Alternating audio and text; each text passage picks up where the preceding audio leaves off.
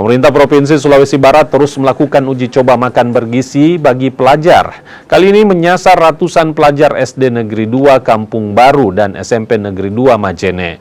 Menu yang disiapkan berupa nasi, sayur-sayuran, ayam, telur, dan susu. Dalam uji coba ini, ahli gizi juga dilibatkan guna memastikan kandungan gizi seimbang. Selain untuk pemenuhan gizi, program ini juga dinilai akan mengembangkan ekonomi lokal, mengingat seluruh bahan baku diperoleh dari petani setempat. Melanjutkan uji coba, program makan bergizi seimbang secara gratis.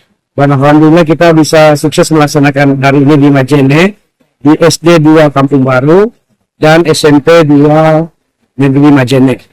Alhamdulillah saya ucapkan terima kasih khususnya pada guru pada sekolah. Kelihatannya anak-anak kita sangat antusias menerima program ini.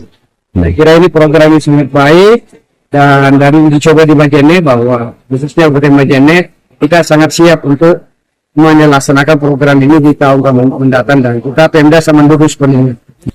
Pasti nanti semua menunya itu ya apapun dari unsur proteinnya, karbohidratnya, sayur-sayurannya, nutrisinya yang lain kita saja mungkin beli punya masyarakat, dan insya Allah berdampak ekonomi. Kalau tidak salah totalnya seluruh Indonesia ada 71 triliun yang pemerintah.